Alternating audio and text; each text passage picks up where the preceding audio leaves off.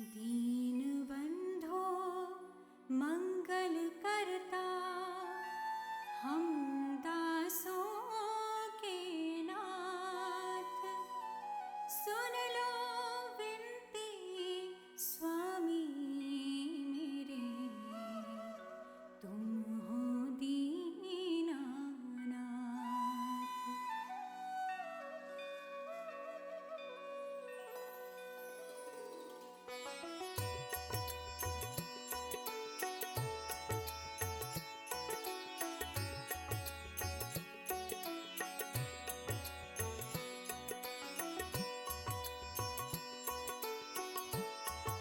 राम राम दोस्तों, हम कल की बात को आगे बढ़ाएंगे और परमजीत जी से आगे की बातें सुनेंगे कि क्या क्या बातें महाराज जी के बारे में उन्होंने और अनुभव करी और हम सभी इस सत्संग का लाभ उठाते हुए इनकी बातें सुनते हैं। तो कल की बात को हम लोग आगे बढ़ाते हैं। सब भक्तों को, सब बंधुओं, गुरु भाइयों को मेरा प्रणाम, नमस्कार करता हूँ। हम आपके बच्चे हैं, अज्ञानी हैं, गलती करेंगे, कई बार गलती करेंगे, हमें खुद नहीं पता। यानी मानव रूप में तो होता ही बिल्कुल, है बिल्कुल। ये तो कुछ पता नहीं चलता ये कि तो हम जो ये आज कर्म कर रहे हैं इसका क्या फल होगा, बिल्कुल, अच्छा होगा बुरा होगा। ये तो बस ये सोच अच्छी होनी चाहिए, सोच अच्छी होनी चाहिए। उस अच्छी सोच के साथ चलेंगे। महाराज तो कहते ही थे कि सबसे प्रेम करना चाहिए, सब लोगों से प्रेम करें और हर प्राणी से प्रेम करें और प्रभु को किसी रूप में आप याद करें। ये ज़रूरी नहीं है कि साहब आप पहले आप सुबह पहले अपने को तिलक लगा के पूरा तैयार हो जाएं, ऐसे बैठे, ऐसा कुछ नहीं। वो सिंपल कहते थे, पिताजी से भी कहते थे, जो तेरा मन करे वैसे पूजा कर ले। लेकिन पिताजी साहब वो 2-2:30 बजे उठ जाते थे, उनकी नींद खुल जाती थी। तो हम लोगों ने माँ से कहा ये बीमार हो जाएंगे किसी दिन, ठंड के दिन होते हैं तब भी उठ जाते हैं, और ये फिर 2:30-3 बजे बैठ जाते हैं नहा के पूजा में, फिर 8 बजे तक सुबह पूजा पाठ करते हैं। क्या करते हैं, इतनी क्या पूजा होती है? हम जब बच्चे से आने होते जा रहे हैं, ये क्या करते हैं? नहीं, ये उन्हीं को पता है, ये वही, हाँ ये वही जाने। तो वो अपना वो 2.5-3 घंटा लगता था वो सुखमनी साहब का पाठ करना, ये करना, राम जी का जाप करना, घंटों बैठ के राम राम राम लगे हैं अपना। तो उनको टाइम का ही पता नहीं लगता था, पिताजी को टाइम ही नहीं पता लगता था कितना गुजर गया। तो बस 8-8:30 बज गया, सुबह सब चाय का इंतजार कर रहे हैं कि बाबूजी चाय पी लो। तो इस तरीके का एक उनका जीवन था, सादा जीवन भी था और कुछ प्रभु की कृपा। जो आपको याद आ रहा है कि उनके जो भी पाठ होती थी, पूजा होती थी, उसमें एक राम नाम का राम जी का, और वो हनुमान जी की बहुत बड़ी कृपा रही। हनुमान जी को वो बहुत वो करते थे, मानते थे। महाराज की फ़ोटो में हिंदी उनको आती नहीं थी, वो सिर्फ अंग्रेजी जानते थे लिखना, लिपि हिंदी लिपि नहीं आती थी, और बाकी उर्दू आती थी उनको, और उर्दू और अंग्रेजी, हिंदी नहीं जानते, थोड़ी बहुत गुरुमुखी लिख पाते थे। तो क्योंकि ब्रिटिश आर्मी में रहे तो उनको वही सब आदत थी, लेकिन उन्होंने किसी तरह के राम लिखना सीख लिया था हिंदी में। तो एक महाराज की कहीं फ़ोटो थी मेरे, पता नहीं कहाँ गई, घर से किसी ने, रिश्तेदार ने ले गया, कौन ले गया, वो अपने हाथ से उस फोटो में महाराज का राम लिख दिया था उन्होंने, ऐसे करके पेन से। तो वो फ़ोटो महाराज की उस ज़माने की ब्लैक एंड वाइट फ़ोटो था, वो दिखता नहीं मुझे कहीं, या तो किसी कोई आ रहे होंगे, हाँ कोई भक्त ले गया, या पिताजी ने। उस समय इतने कैमरे वैमरे नहीं होते थे, जैसे आजकल कैमरे बहुत हो गए हैं। आजकल तो हर घटना, हर चीज़, उस वक्त जो बाहर के फॉरनर, चीज़ें आपके फ़ोन में हाँ अवेलेबल हो जी, अब जब फॉरनर जो थे वो बहुत महाराज के भक्त हैं, आज भी बहुत भक्त हैं बाहर। तो वहाँ आते थे, उन्हीं के आज जो फ़ोटो आप देखते हैं उस ज़माने की पुरानी महाराज की, वो सब वो फॉरनर की वजह से हम लोग को अवेलेबल होती हैं हिंदुस्तान में। हाँ, हम लोग तो इतना तब इतना नहीं था, इतना नहीं था के प्रति कि जी, इनका क्या मतलब कितना बहुमूल्य है वो चीज़ें जी। अब एक बड़ी जो कि किस्सा और हुआ हमारे साथ। एक दिन माता ने कहा, सारी ज़िंदगी नौकरी की, अब भी नौकरी, अरे बच्चे बड़े होते जा रहे हैं, इनके खर्चे बढ़ेंगे, क्या कर रहे हो? कभी बाबा जी से कहो 1-2 गाड़ी, हमारे को भी 1-8 गाड़ी मिल जाती। अरे इंदर कैसी बात कर रही हो, हम बाबा जी से मांगे, कैसी बात कर? उन्हें क्यों, पिता के तुल्य हैं वो, उनसे तो हमें कहना चाहिए। आप माता अरे आशीर्वाद देंगे तभी हो जाएगा, माँ ये कहती है, आशीर्वाद देंगे तभी हो जाएगा, आप कहो तो सही। नहीं इंदर देखो, तुम ऐसी बातें मुझे मत कहा करो, मैं कैसे कह दूंगा महाराज को। नहीं नहीं नहीं, मैं दर्शन करने आऊँगा, बोलना नहीं बिल्कुल। देखो मैं फिर बोल रहा हूँ, देखो बात खराब होती है और महाराज कहेंगे लालची है ये, हाँ ये लालच कर रहा है। अच्छा, उन्होंने माता जी को भी समझाया कि तुम भी मत बोलना हाँ, वहाँ तो जाके कि कहीं हाँ, मैं बिल्कुल। तो बोलूंगा नहीं, लेकिन तुम भी मत तुम बोलो। गई, तुम तो सारा गड़बड़ कर दोगे, महाराज कहेंगे ये इसलिए आता है मेरे पास। हाँ, कि कुछ हाँ, चाहिए ये इसको। तो मांगने के लिए आ रहा है, ये तो निस्वार्थ आता ही नहीं, हमें प्रेम नहीं करता। वो ये सोचेंगे नहीं भैया मेरे को कुछ नहीं चाहिए, जो दे रहे हैं वो ही बहुत है, मेरे लिए काफ़ी है। अब वहाँ साहब पहुँचते हैं, फिर ऐसी कैंची, जैसे हमेशा कैंची तो समझिए हमारे लिए ऐसा था जैसे बस भगवान का घर है, वो आज भी भगवान का घर है हमारे लिए। माता ने कहा चलो ठीक है, नहीं कहेंगे, जैसा आप कहेंगे नहीं कहेंगे। फिर पहुँचते हैं साहब महाराज के, बैठ गए साहब महाराज के पास, पहुँच गए, दर्शन किए, सब मत्था था टेका, हम भी उनके पैर थोड़ी देर दबाते रहे बैठ के, छोटे छोटे। अच्छा, आपने भी महाराज हाँ, के पैर खूब दबाए? खूब खूब खूब छोटे महाराज। अब मैं तो बड़ा, मेरे तो दिल में ऐसे आती थी, महाराज इतना सारा प्रसाद रखे बैठे हैं, लड्डू रखे, मुझे तो दे नहीं रहे, एक ही दिया। हाँ दे रहा हूँ, चिंता मत कर। फिर 2-3 उठा के देते थे, और खाना है अभी, हाँ खाना तो है, आप दे कम रहे तो बहुत सारा दे देते थे मुझे, अरे खा जितना तो खाना। और ये शिकायत ना उस जमाने के हर बच्चे से, जी जितने लोगों से मैं मिलता हूँ ना, हाँ जी। सारे बच्चे यही कहते हैं। अभी पीछे मैं हनुमानगढ़ी गया था, जी जी वहाँ भी अखिल शाह जी जो सुंदरकांड का पाठ करते हैं, हाँ जी, उन्होंने कहा कि ये महाराज जी तो कुछ देते ही नहीं है, हाँ। ये आधा लड्डू दे देते हाँ, हैं। ऐसे एक उठाएंगे, मैंने कहा इतने सारे रखे पता नहीं किसके लिए हो गए, अरे ले तू खा बेटा खा। तो फिर माँ हमें आँख दिखाती थी, कहते थे ना, कुछ मत करो, खाने दो। फिर माँ कहती थी इतना ज़्यादा खाएंगे बीमार हो जाएंगे, नहीं होगा ये बीमार, खाने दो उसको, खाने दीजिए बच्चों को। तो इस तरीके से बड़ा अच्छा सा लगता था। तो उस वक्त क्या हुआ कि पिताजी की तरफ देखा, फिर हंसने लगे, बोले हरनाम बेटा आज बहुत कहीं कुछ सोच का, घर में कुछ बात हुई, आप कुछ मांगने आए, मांगा नहीं, क्या बात? मैंने नहीं मांगा, सब आपकी कृपा, सब कुछ है मेरे पास। नहीं नहीं नहीं, देखो संकोच मत करो, आप कह नहीं रहे। हाँ, कह नहीं रहे हो, कहीं तो अंदर बात आई और आपने कहा कि कोई लालच नहीं है, कोई लालच वाली बात नहीं है, आप अपनी बात कह सकते हो। नहीं महाराज सब आपकी कृपा है, सब कुछ है मेरे पास, आपको ही तो दिया है, मैं आराम से रह रहा हूँ, आराम से खाता हूँ, आराम से पहनता हूँ, सब बच्चे पल रहे हैं, और क्या चाहिए, सब कुछ है। गाड़ी चाहिए, मेन मुद्दे पे आगे महाराज। गाड़ी चाहिए तुझे, और दिल की भावना पढ़ लेते थे, उन्हें तो सब मालूम था। तो उन्होंने कहा हरनाम संकोच कर रहे हो, कह नहीं रहे हो, आपको गाड़ी चाहिए, और पिता से नहीं कहोगे तो किससे कहोगे? तो पिता ने फिर हाथ जोड़ दिए। जब अभी भी बोल नहीं रहे हो। हाँ, वो समझ गए कि जब इन्होंने पढ़ ही लिया, समझ ही लिया, और क्यों माई गाड़ी चाहिए ना, हंस के बोले। तो माँ ने तो सिर हिलाया, वो तो सीधे ऐसे करी, हाँ ये नहीं बोल रहे, मैं तो बोलूँ, तुमने ऐसे करा। उन्होंने कहा जाओ फटाफट प्रसाद लो, 3-3:30 बजे घर पहुँचो, जल्दी जल्दी फटाफट जल्दी जाओ, गाड़ी खड़ी, गाड़ी मिलेगी आपको, जाओ खड़ी है गाड़ी, तेल ले। अब पिताजी भागते हुए अपना बाहर पहुँचे साहब, वो अल्मोड़ा से उस समय गाड़ियाँ आती थी, वही कैंची वाली। उनको ये समझ में नहीं आया कि हाँ, क्यों कह रहे हैं हाँ, जल्दी जाओ, प्रसाद जल्दी लिया, जाओ। प्रसाद इसको खूब दे दो का। वो समय ऐसे टोकरी होती थी, उसमें पूड़ी और आलू का और सूजी ये ज़्यादा होता था, आलू की सब्जी और हाँ पूड़ी। जी हाँ जी, शुद्ध घी की पूड़ी, और बहुत बढ़िया। वो आज भी हमारे महाराज का भंडारा अजर अमर है, तो बड़ा सब टेस्टी होता था वो, आज भी वैसे ही टेस्ट है, अमृत है समझिए वो। तो महाराज का वो प्रसाद खूब ढेर सारा दे देते थे। तो जितनी की वो गाड़ी आती है, सब भक्तों जो नहीं भी उतरते थे लोग, उनको भी भक्त लोग जाके देते थे गाड़ी में।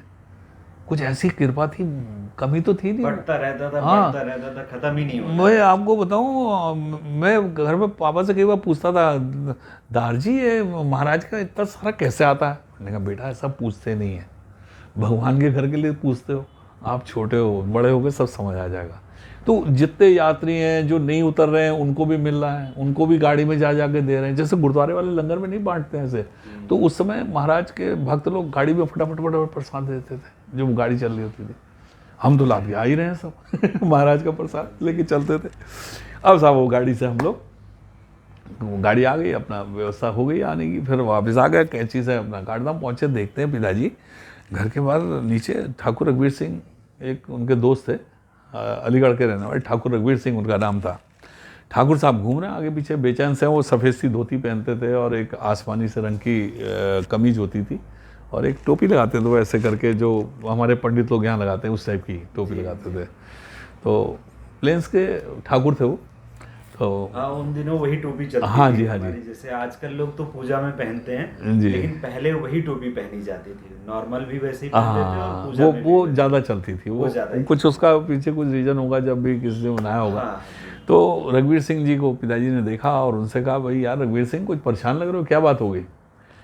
पिताजी नहीं सोच रहे हैं कि महाराज ने वो गाड़ी वाली बात तो वहाँ हो गई है ना, अब उनको ये थोड़ी पता कि यार गाड़ी कैसे आएगी क्या आएगी, वो उनके दिमाग से साफ हो गया है, हाँ वॉश आउट हो चुका है, वो कुछ नहीं सोच रहे हैं। पिताजी माताजी भी, हम भी, बच्चे सब अपना साथ में, चलो चलो रघुवीर सिंह ऊपर घर में बैठते हैं, बात करते हैं। उनको ऊपर ले आए, फिर क्या परेशानी है बता ये सब पूछा। उन्होंने कहा, रघुवीर सिंह ने कहा, यार मेरे गाँव में मेरे को बहुत बड़ी प्रॉब्लम हो गई, अगर मैं नहीं गया सारी संपत्ति मेरी बर्बाद हो जाएगी, मुझे कल हर हाल में वहाँ पर सुबह होना है।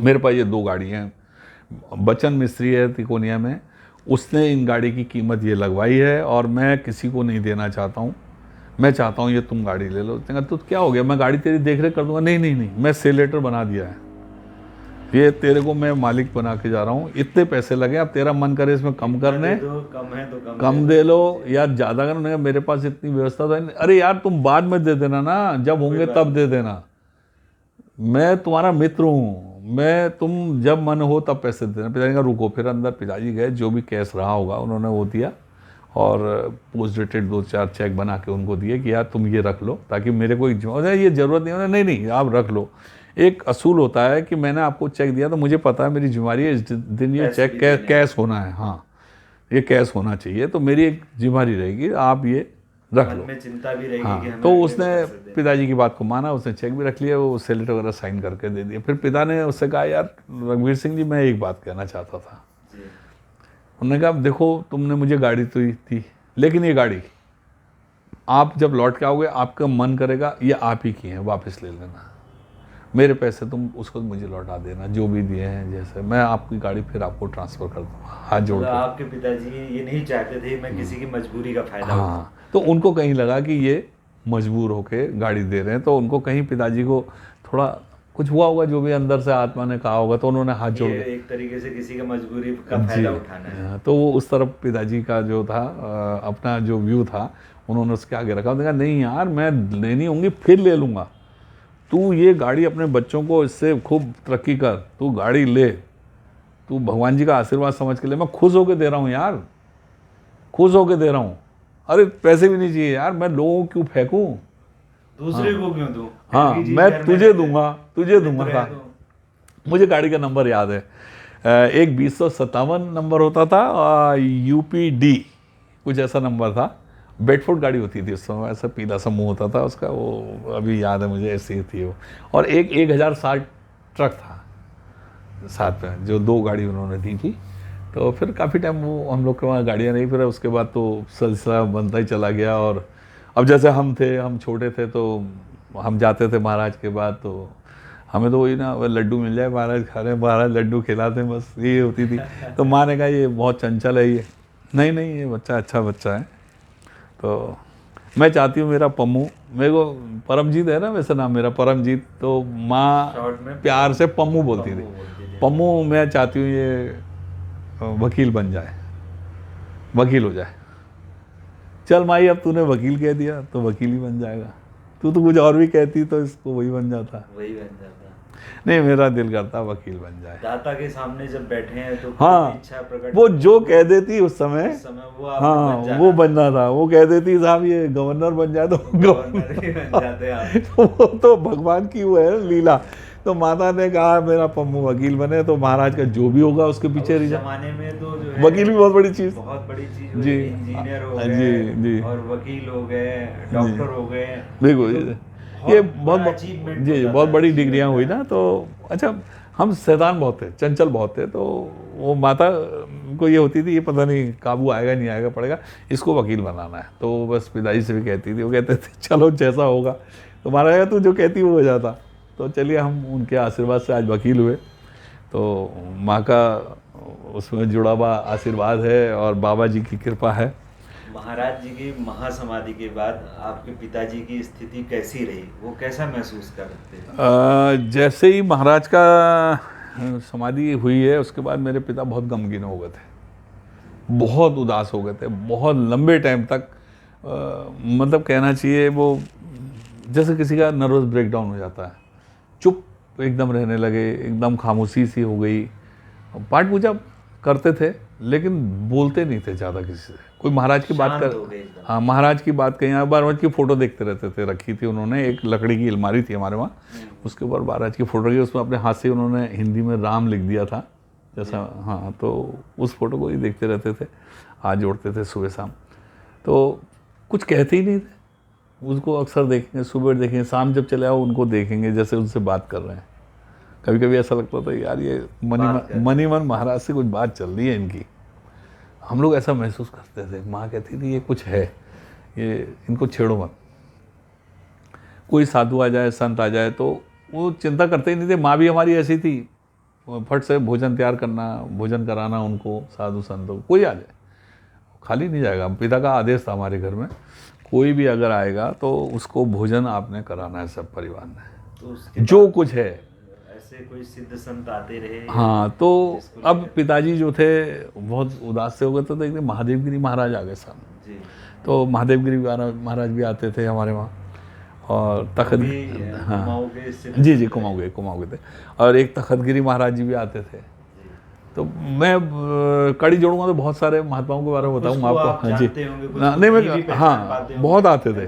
जी, तो उन्होंने क्या किया, आपका तब तो इन चीजों से कोई लेना देना था नहीं, वो हम बच्चा थे ना, उतना सोचा नहीं। साधु वेश जी, आ गए तो आपने कहा साधु आ गए, साधु ये है, नहीं पता कि कौन से साधु, ये नहीं पता कि उसके पीछे कितना क्या जुड़ा हुआ है। आज महसूस करते हैं इस उम्र में आके, यार इतनी बड़ी चीज थी कि हमारे पिता का पिछले जन्मों से चला आ रहा है। जैसे नीम करोली महाराज जैसे ब्रह्मज्ञानी ने उसको अपना बेटा बोला। जी। उनको कहा तू मेरा बेटा है, तेरे को कोई नहीं रोक सकता। डीएम साहब ने भी हाथ जोड़ के क्षमा मांग ली थी। तो कुछ तो रहा होगा पिता का भी, कुछ तो ऐसा। देखिए ये समाज में जो ये वर्ग व्यवस्था है, या ये कहें जो जाति व्यवस्था है, या ये जो धर्म व्यवस्था है, ये कि अब अलग अलग धर्म है, अपनी ये धर्म क्या अलग अलग विचारधारा है। जी, अलग विचारधारा। वास्तविक रूप से सनातन धर्म ही सबसे प्राचीन धर्म है, जो केवल मतलब मानव को लेकर के चलता है। जी। उसमें कोई भेदभाव वाली भावना रहती नहीं। तो ये जरूरी नहीं कि आज हम जो है सिख परिवार में हमारा जन्म हुआ है तो पूर्व जन्म में हम क्या रहेंगे, ये तो महाराज जी ही, ये तो महाराज को पता था। जी, अगर वो कुछ कह रहे हैं तो इसके पीछे कोई ना कोई विशेष कारण होता था। तो मैं ऐसा सोचता हूँ कि जी, जो विदेश से आई तो महाराज जी पलंग पे बैठे हुए थे और उनके बगल में दादा खड़े हुए थे, सुधीर मुखर्जी जी, वो चर्च लाइन वाले।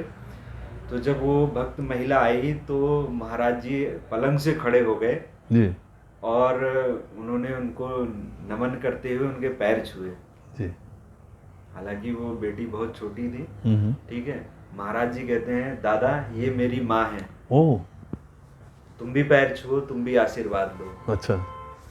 अब हम लोग तो नहीं समझ सकते ना उन्होंने किस पॉइंट से क्या कहा। जी, उन्हें तो सब पता है कौन किस जन्म में क्या था, कौन अब वो किस सब जन्म जानते में हैं, क्या जी, था। बिल्कुल। लेकिन जब वो पलंग से उठ करके उन्होंने उस भक्त महिला के पैर छुए, ठीक है, और दादा से भी कहा दादा ये मेरी माँ है, जी, तुम भी पैर छू के आशीर्वाद लो, तो कुछ ना कुछ विशेष कारण जरूर रहता है। जरूर बिल्कुल रहता है। तो महाराज जी का मैं सोचता हूँ कि धरती पे आना और हम सब का उद्धार करना, इसके पीछे बहुत बड़ा कारण था। आज भी कहीं मैं देखता हूँ विपदा आती है, कुछ आती है, तो मैं तो महाराज से हाथ जोड़ता हूँ, महाराज सबको सुरक्षित कर दो। सुबह शाम जब पूजा करने जाता हूँ मैं हाथ जोड़ता हूँ। तो एक दिन मेरे से किसी ने कहा यार तुम सुबह उठते हो, तुम बिना स्नान किए तुम तो मंदिर में जाके हाथ जोड़ने लगते हो, खड़े हो जाते हो। वो पुलिस में अधिकारी हैं मेरे दोस्त।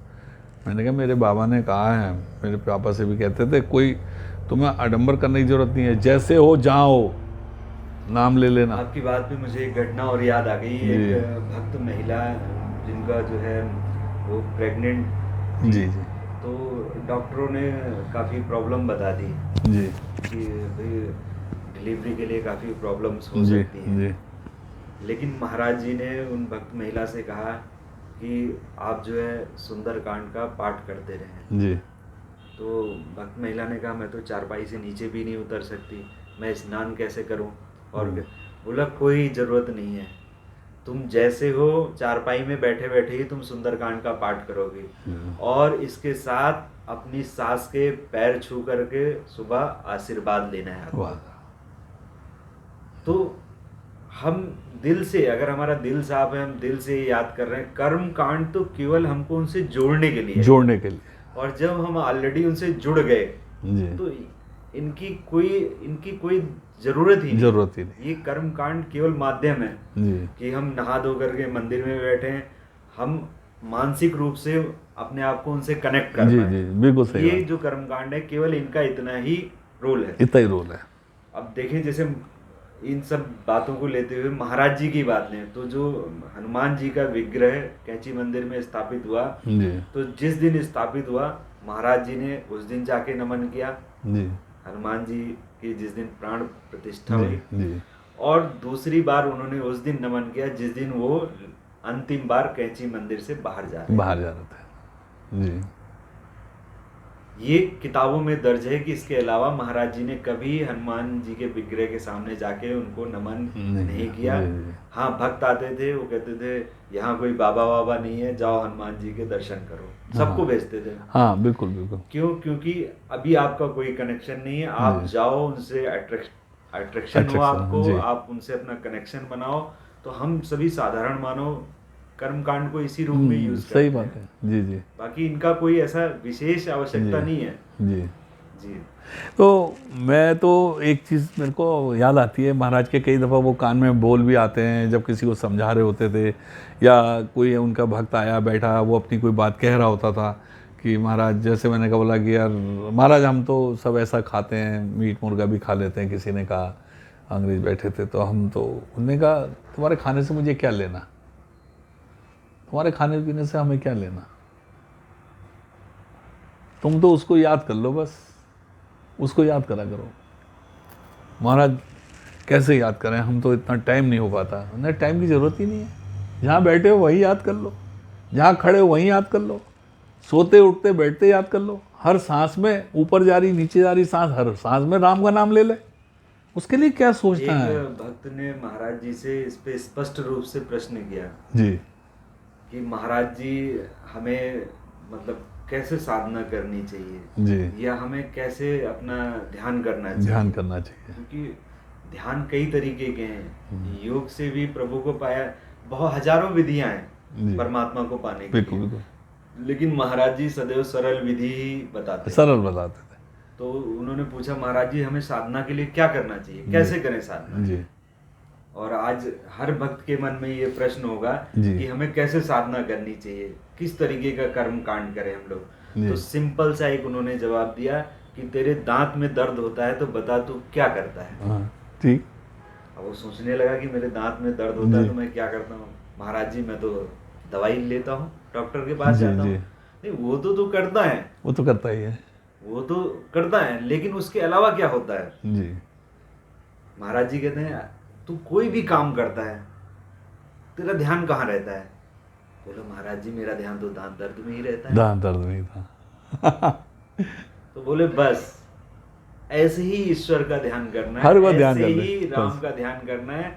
आप कहीं रहो, कहीं रहो, कैसे ही रहो, कैसे ही रहो, बस उनको ध्यान करते रहो। जितनी भी आप चैतन्य अवस्था में रहते हो, मैं तो जैसे अगर मैं मानूं कि मैं 5 घंटे 6 घंटे 7 घंटे जितना भी सोता हूँ, और उसके बाद जब से आँख खुलती है और जब तक आँख, क्योंकि आँख बंद होने के बाद तो हमारा कोई वश है नहीं कोई वश नहीं रहता, लेकिन जितनी देर मेरी आँख खुली रहती है उतनी देर केवल और केवल हमारे महाराज जी का ही मेरे को ध्यान रहता है। यही या तो महाराज जी की चर्चा होगी, सत्संग होएगा, या अकेले भी बैठे तो उन्हीं का ध्यान होगा। मुश्किल से मैं कहता हूँ कि पूरे दिन भर की दिनचर्या में आधा घंटा या 1 घंटा होता होगा मेरी दिनचर्या में कि मैं शायद किसी कारणवश मानव स्वभाव की वजह से भूल जाता हूँ, लेकिन 95% मेरा ध्यान वहीं रहता है। बहुत अच्छी, बहुत सुंदर बात है, ये उसी की कृपा है। तो हम सब जो अभी आपने जिक्र किया एकदम साधारण सा कि महाराज जी ने ऐसा कहा, तो हमें केवल और केवल यही करना चाहिए। जी बिल्कुल बिल्कुल। तो महाराज का वही ना, मैंने कहा वो कहते थे कि राम का नाम ले, झूठा ही नाम ले, एक दिन सच निकल जाएगा। तो महाराज का एक साधारण तरीका होता था जनमानस को समझाने का, व्यवहारिक बिल्कुल, जिसमें कोई पाखंड नहीं है कि आपको साहब पहले ऐसी विधि बता दी कि आप 6-6 घंटे अपना ध्यान लगा। नो नो नो, वो कहते थे कि आप देखिए ना, आप एक रोड में आदमी जा रहा होता है, तो आप उसको पीछे से एक आवाज़ लगाते हैं, 2 लगाते हैं, 4 लगाते हैं, एक बार उसको घूम के देखना पड़ता है कि मुझे बार बार क्यों आवाज़ दे रहा है। आप यही आवाज दे रहा है इसका हाँ, मतलब मैं ही घूम के देख तो लेता हूँ। राम जी को रोज आवाज़ दो, कब तक नहीं देखेंगे, कभी तो ना घूम कभी के देखेंगे, देखेंगे ही। कभी तो तो वो महाराज की ये इस तरीके की हम लोग को सरल भाषा में पाठ पूजा की बताना तरीका ये था कि एकदम आसान तरीका। वो ये नहीं कहते थे कि तुम इसी नाम को लो, जो तेरा इष्ट है उसको मान ले। और सबसे आसान नाम ना बिल्कुल एकदम से राम राम उससे निकलता है। आज की बात को हम यही विराम देते हैं और कल हम आपकी बात को आगे बढ़ाएंगे। बिल्कुल बिल्कुल। जय राम जी की, जय महाराज की, जय मेरे बाबा की।